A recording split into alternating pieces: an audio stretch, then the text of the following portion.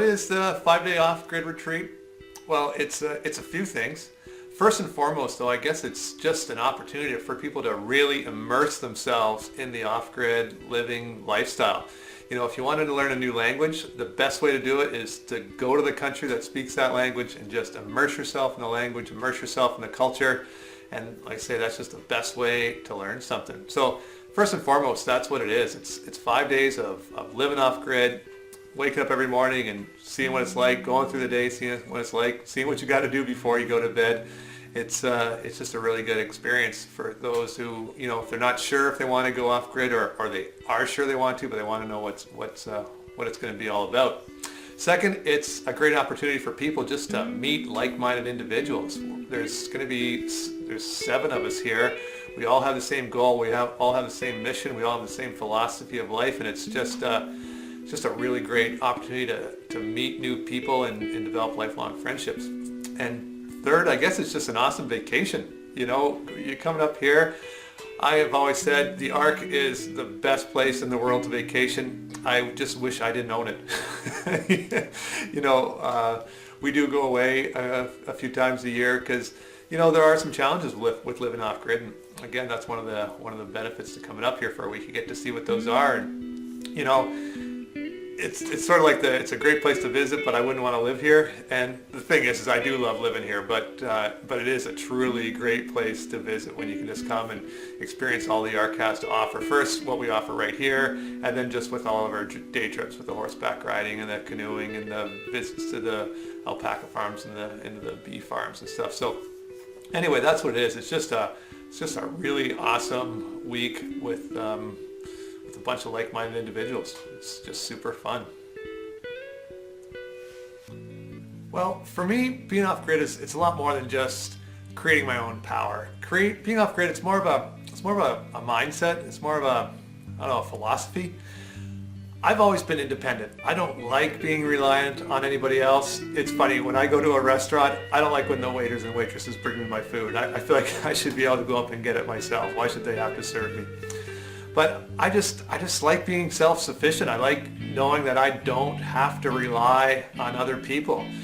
You know, I don't know what the future holds, and I know I don't understand everything that's going on these days either. Like, we've got global warming. I believe climate change, something's happening. I know the last couple of winters here have been colder than I've experienced for a long time, but then I know there's polar ice caps that are melting, and you know, there's just crazy weather patterns going on, and there's just wacky stuff. And you know, then there's there's terrorists these days. I don't know what their deal is, but they're not a big fan of people with freedom. And the thing is freedom is my highest priority. I just need my freedom more than anything. So, you know, who knows what those crazoids are going to do one day.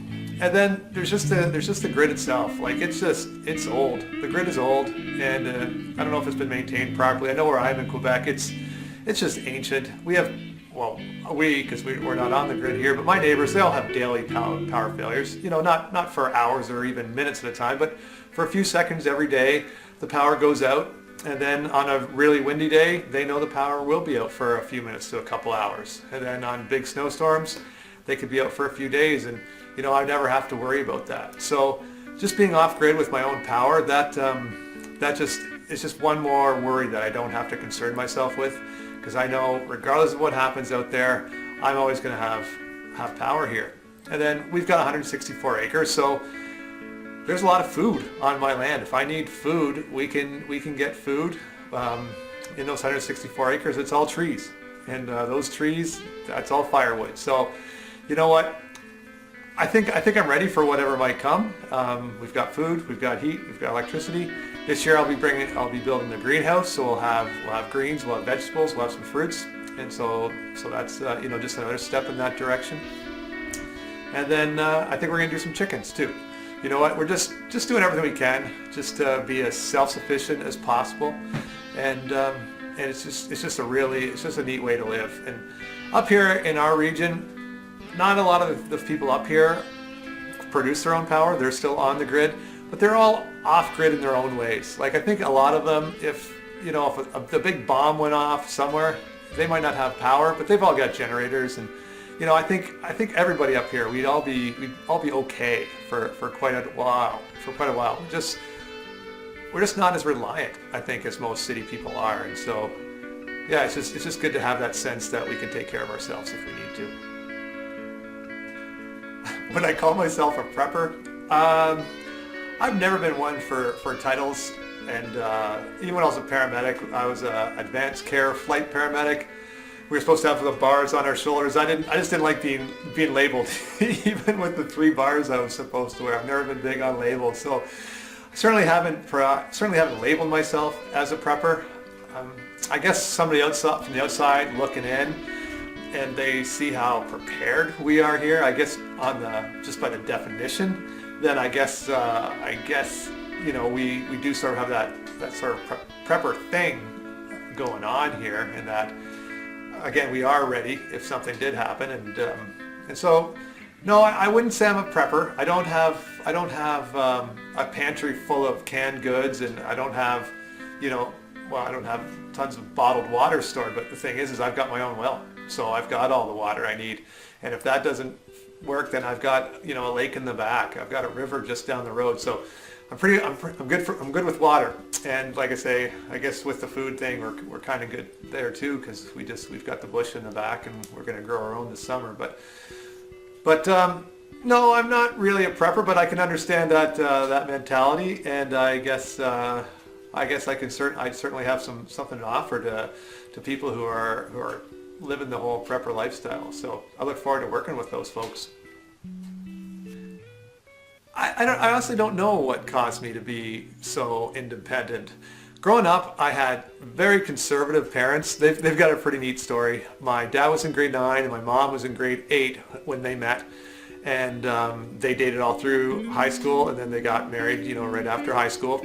While my dad was in high school, he got a part-time job working at a corrugated box company.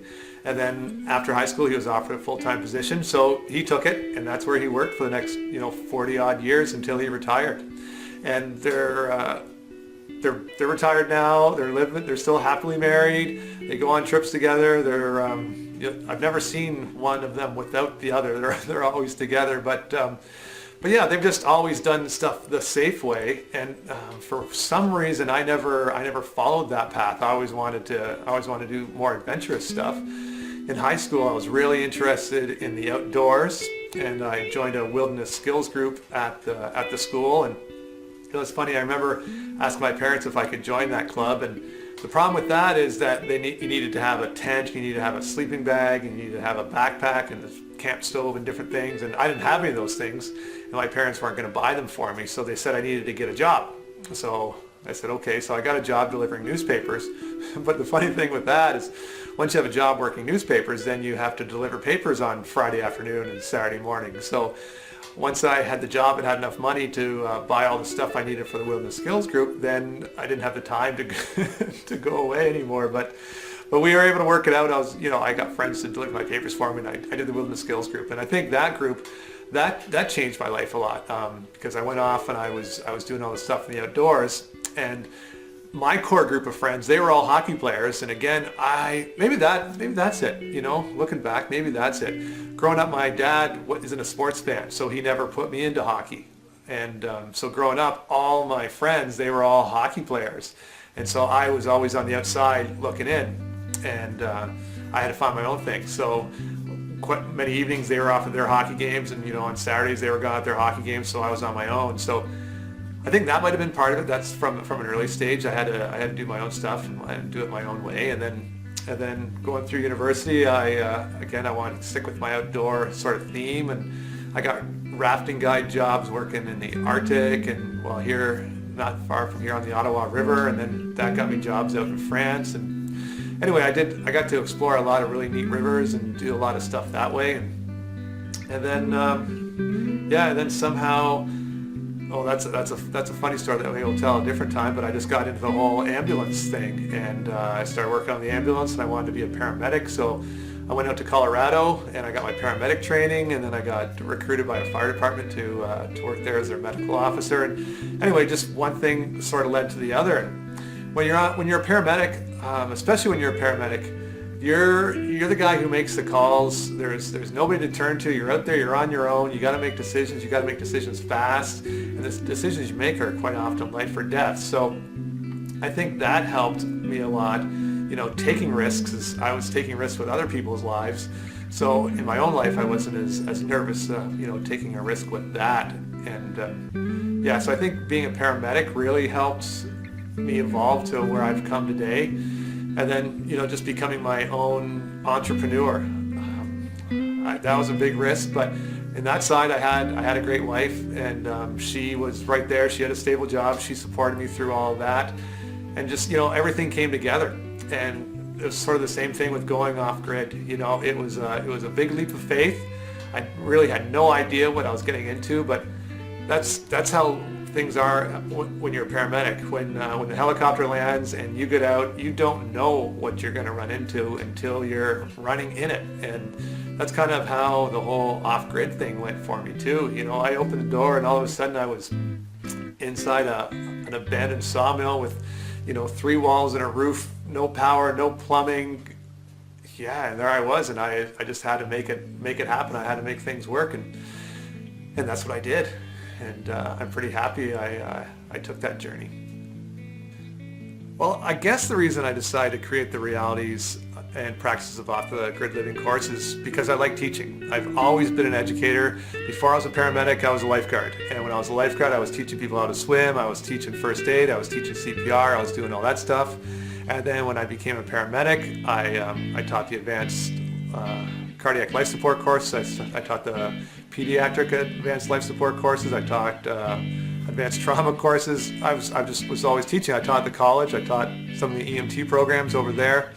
And yeah, like I said, I've just always been a teacher. And that's something I've always really enjoyed. I like teaching people who want to learn. I did a little stint in the high school teaching over there, and I didn't really enjoy that as much because those kids didn't want to learn. But when people want to learn, I love interacting with them, and I love teaching, and I love sharing my experiences. I love hearing their experiences, and quite often, almost always, we always learn from one another. So it's pretty cool. And so the realities and the practices of Off the Grid Living course, it just provides people with a stepping stone that they may need. Like as I was saying before, I'm pretty independent, and I'm okay taking that big step in the darkness. And you know what? Sometimes I take that big step and I land on my face. And there's a lot of people out there that they're just not willing to take that risk of landing on their face, and I don't blame them. I do not blame them at all for that. Sometimes I wish I was a little more conservative, because I've ended up with a lot of mud on my face a few times. But that's what this course does with the realities and practices of Off the Grid. I just bridge that gap. I shed some light on what may be an otherwise dark and mysterious subject. So by taking the realities and practices of Off the Grid Living course, I just make going off grid so much more accessible for a lot of people, and I hope they get a lot out of it. And I'm really looking forward to the Facebook group and hearing all the feedback from everybody who's taking the course and seeing what they're doing with it. And like I say, it's a good opportunity for us to learn from one another. So yeah, it's a pretty cool journey. Well, the realities and practices of Off the Grid Living courses is just awesome because it gives you all the information you need. It's all laid out right there. Basically, to go off grid, it's just the math. It's just understanding the math, and I think I've done a pretty good job of explaining what the math is, how the math applies to how you're going to create power and how you're going to consume power. And, you put those two things together, and it comes out with the product of your off-grid system. So that's what the course does. And there's lots of stories. There's certainly lots of stories throughout the course that gives you insights into my mistakes and my failures and my frustrations, and so that allows the people taking the course to not make those same mistakes themselves. But I guess if you're looking at what the next step is, well, twice a year I like to have a group of people come up, a small group, like 6 people, and we just live off grid for a total week. I know I do it 52 weeks a year, but the group of 6 of us, we just immerse ourselves in off-grid living. I even go a little bit more off-grid when the folks are here. I tend to not use the stove as much, and we just really get into the off-grid system, and by immersing yourself in it, it really gives you a much better feeling of what you're going to get into if you decide to go off-grid yourself. So, we every morning we get up and we're like, okay, let's look at our battery situation. Let's look at the weather forecast. Do we need to start the generator today or not? What would you do in this situation? And so it's just a lot of really good hands-on stuff, and then we work together a lot. We share a lot of different ideas. There's really good questions that come up that I've never thought of before, and we can always brainstorm and come up with a really cool answer and cool suggestion. And if it's building something, then I'll take off to the hardware store and I'll come back and we'll put it together and we'll see we'll test it. We'll see how it works. And it's sort of a community thing too. We of course we all eat together, and I try to do as many off-grid methods of cooking as possible. So we always have one really big meal in the using the wood-fired pizza oven.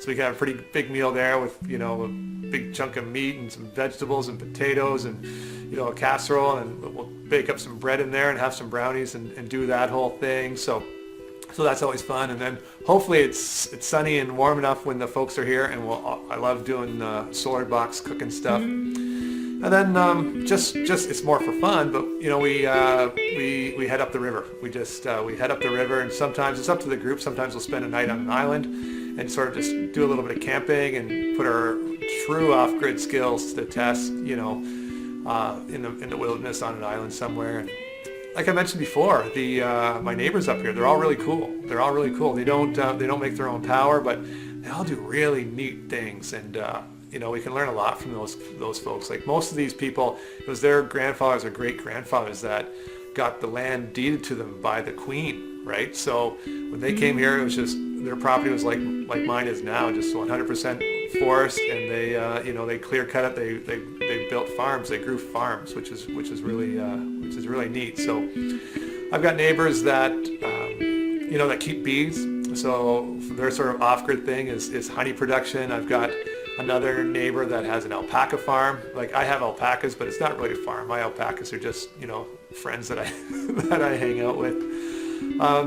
Straw bale house building is really big up here. So we go and we talk to the straw bale house. There's this really cool off-grid straw bale house. They're doing a really neat thing up there. They've built this straw bale house with this amazing fireplace in the middle that they use for cooking and for heating, and it's a really neat design. It's right on the river, so we'll go up and we'll check out their place, and it's a really fun week. One afternoon we'll all go for a horseback ride and just experience the wilderness on horseback. It's a lot of fun, but it's a special week, so we need special people to come, and so it's sort of there's a bit of a weeding out process. A lot of people think they want to do this. They think it's coming to a dude ranch, or they think it's coming to a resort, and it's somewhere in the middle. Like, you're not on a dude ranch. We're not going out and rustling cattle, but I'm not serving you breakfast in bed either. Like I say, it's somewhere in the middle.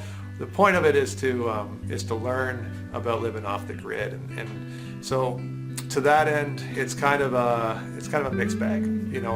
We have a lot of fun. There is some work, but because if we're chopping wood or whatever, if you're only spending a couple hours chopping wood, then that's usually a lot of fun for people.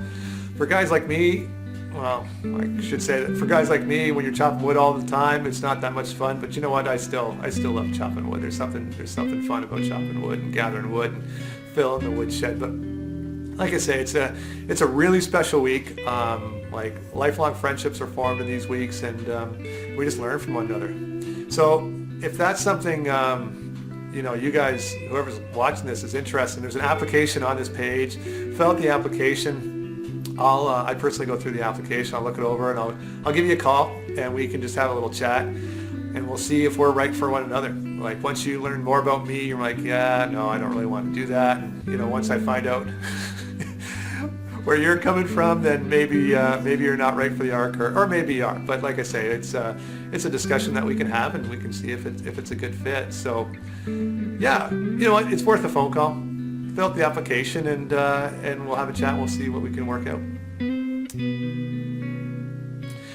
I guess my goal with all of this, with the realities and practices of off-grid living course, and with with the retreat that we have here, it's certainly not to shut down all the power plants in North America. Like, that's our economy. We need cities. We need people living in close proximity to one another to survive. But what I'm hoping to do is with these courses is just give people an option.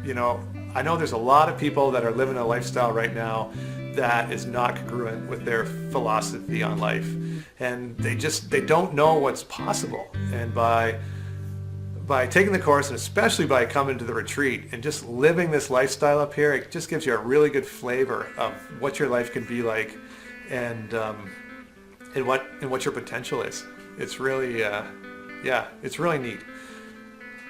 Am I happy with my lifestyle? Every morning I get up and it's an adventure. I usually don't know what's going to happen in the day ahead of me, and I like that. I've got a basic idea. But usually it involves some sort of labor-intensive sort of project. I'm either chopping wood or hauling wood, or I'm making maple syrup, or what's really fun for me is some days I'll just wake up and I've been thinking about building that deck for a while, and it's just been in my mind, and for whatever reason, one morning I'll wake up saying, I think today's the day, and I'll just make that deck happen. It's really cool to have that sort of freedom. And so I really do. I like my lifestyle. I'm with my dogs all the time. I'm a big dog lover. So me and Fred and Jazzy, we hang out all day, and then then I get to go and have lunch with the alpacas at lunch, and at sunset I'll go for a horseback ride or whatever. And it's pretty cool. It's a pretty cool lifestyle. And what's really neat is knowing that regardless of what happens in the outside world, nothing really needs to change here. Like, if the power grid goes down, that's fine by me. I don't wish it I don't wish it to happen, because I've got so many friends that are on the grid, but it won't affect me personally. And like I say, there's just a sense of security knowing that the outside world, I'm not dependent on the outside world like I used to be, and there's just such a great feeling of freedom and security, not having to worry about what others do, because that's on them, and it really doesn't need to affect me. So I guess I am pretty happy with my lifestyle, and I'm just on a mission to sort of share this life with other people, and see how many people want to join me on this crazy journey.